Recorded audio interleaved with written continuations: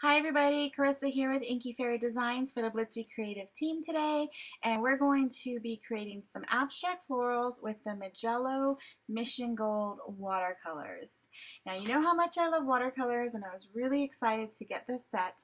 I'm working with the 24 pan watercolor palette. It comes in this absolutely gorgeous rose gold case. I couldn't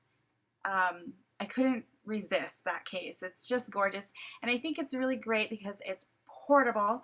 You can fit your brushes inside that case. You can mix your colors inside that case. The pans also come out if you wanted to take them out individually and work with them that way.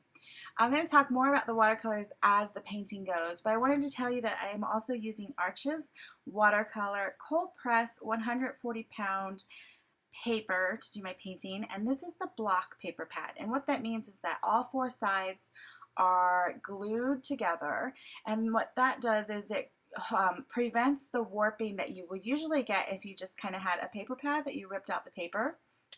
So I really like working on this when I'm creating a big painting and I'm going to use a lot of water. The brushes that I'm using, I have three pulled out. I'm using a mop brush, 3/4 inch size. I also have two round brushes, a size 12 and a size 8. You can use any brand, whatever you are most comfortable with. So I'm going to start my painting, and I'm going to start it in real time, just so you can kind of see how I lay the colors down, and then I'll speed up the process a little bit later, but I will also kind of walk you through what I'm doing.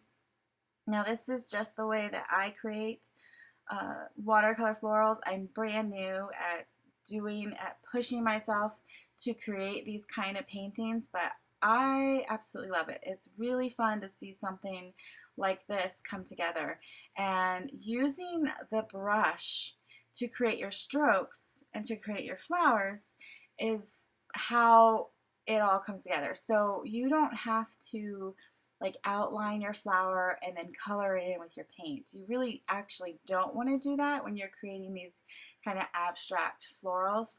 You really want to use the shape of your brush. So here I have what's called an oval or a mop brush, and I'm just kind of pushing it down, twisting it a little bit to create my petals, and ended up with what I think looks like a tulip shape.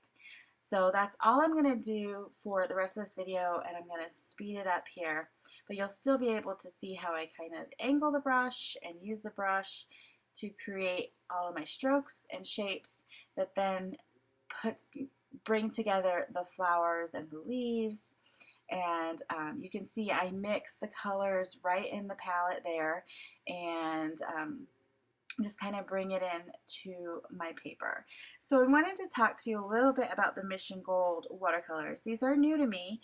I just started hearing about them, but they are really pretty. Some of the properties that they have are they're thickly stained with only one touch. And what that means is that sometimes when you work with a pan watercolor, you have to spray it or activate the pigment with a little bit of water and then kind of pick it up with your brush. These, you really don't need to do that. Once your brush is wet and you touch it to your color, you get so much pigment. You can see as I'm laying down this green how bright and vivid it is. Some other qualities is that it has an excellent rating of light fastness. So what that means is these are artist grade watercolors, in case you were wondering. So if you are creating paintings that you want to sell, or you want to hang, they are going to last and they're not going to fade as quickly as your student grade or lower quality light fastness watercolors would. So you can take that in mind when you're thinking about these watercolors. Like I mentioned, I'm working with the pan watercolors, but they also come in tubes, so you could purchase either one. They have many different sets available, so if you wanted just to purchase a smaller set to kind of test them out, you could do that, or you could go with a larger set if you're like me and you have to have all the colors. Let's see. So they are super bright and vivid. they kind of go they're great for coloring florals and landscapes because all of the colors are colors that you would find out in nature. So that's one of the things that you can think about when you're thinking about getting a new watercolor set or purchasing your first one.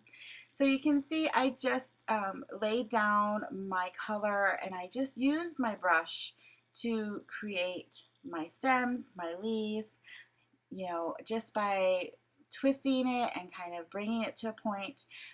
You want to make sure that you have a brush that comes to a really nice tip so that you can create all of those different variations of sizes with one brush.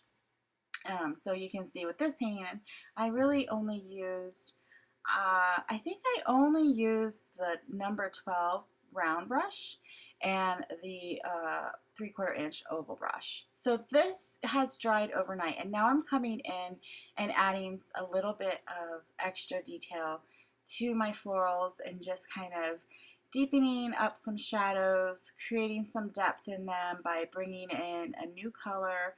And I'm really happy with the way that bottom left flower looks because it kind of has a different shape.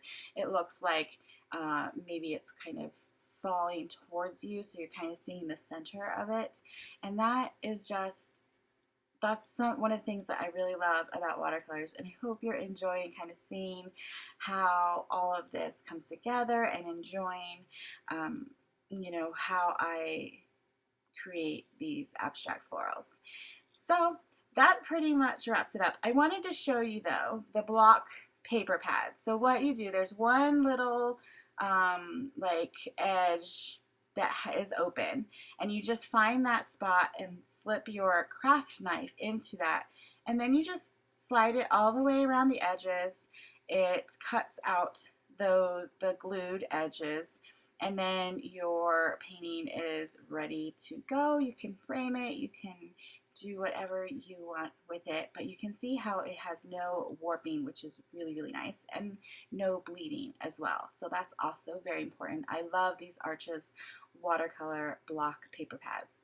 So here's some close-ups of these flowers. I really enjoyed making them. I am so ready for spring. I don't know about you, but thank you guys so much for watching. If you enjoyed this video, please give me a thumbs up and subscribe to both my channel and Blitzy.